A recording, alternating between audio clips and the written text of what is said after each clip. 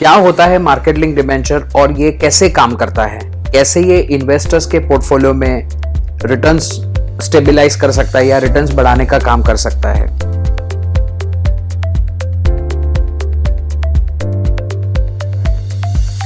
Market link debenture एक debt instrument है जिसके थ्रू कोई भी कंपनी या एनबीएफसी डेट पैसा लेती है अपने बिजनेस के लिए। मार्केट लिंक डिबेंचर के काफी फीचर्स हो सकते हैं, जैसे principal protected versus non principal protected.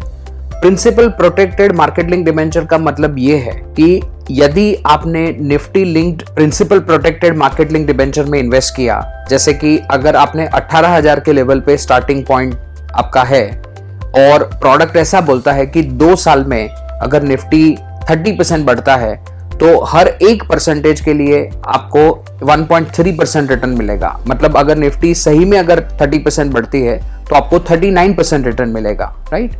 तो अगर निफ्टी 2 साल के बाद में आपके एंट्री पॉइंट से यानी कि 18,000 से भी अगर निफ्टी नीचे है तो principal protected market link debenture में आपका जो कैपिटल वैल्यू है वो प्रोटेक्टेड रहेगा। You will not lose anything out of it.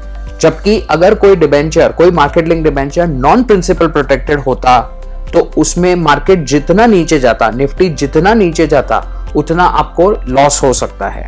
तो ये बहुत अंतर है principal protected market link debenture और non principal protected market link debenture के बीच में।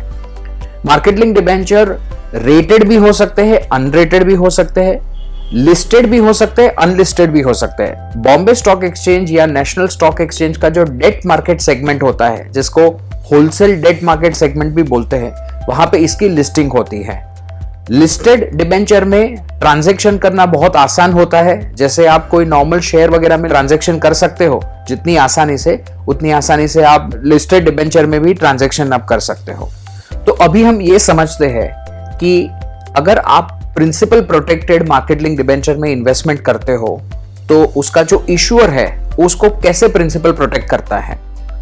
अगर आप 100 रुपए इन्वेस्टमेंट करते हो, जैसे कि कोई ऐसा प्रोडक्ट है जिसमें निफ्टी 50 इंडेक्स के साथ लिंक रिटर्न्स मिल रहे हैं और वो 3 साल का प्रोडक्ट है और प्रोडक्ट बोलता है कि अगर निफ्टी 3 साल में 50% बढ़ा तो आपको 130% पार्टिसिपेशन मिलेगा। मतलब for every 1% gain in Nifty you will get 1.3x। और निफ्टी अगर नेगेटिव है तो आपको प्रिंसिपल प्रोटेक्शन मिलेगा।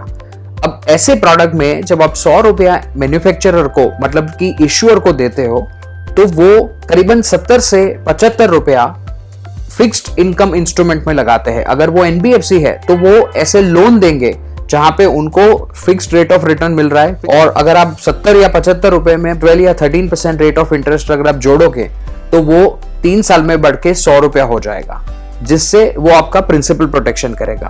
और बाकी का जो 25 रुपया है वो निफ्टी डेरिवेटिव्स में लगाएंगे, बिकॉज अगर आपका प्रोडक्ट जो है वो निफ्टी 50 इंडेक्स के साथ लिंक्ड है और निफ्टी के रिटर्न्स के हिसाब से अगर आपको इसमें इंटरेस्ट इनकम मिलना है तो मैन्युफैक्चरर को भी, द इश्यूअर को भी कुछ पैसा निफ्टी 50 इंडेक्स के डेरिवेटिव्स में लगाना पड़ेगा, जिससे अगर निफ्टी सच में अगर 50% बढ़ती है या कहीं पे भी बढ़ती है 0 से 50 के बीच में, तो उतना पैसा उनके पास में भी बनना चाहिए। अगर निफ्टी आपके एंट्री पॉइंट से नीचे रहा तो भले वो 0 हो जाए, बट आपका जो फिक्स्ड इनकम कंपोनेंट है जो 70 या 75 रुपया है वो बढ़ के 100 रुपया हो जाएगा।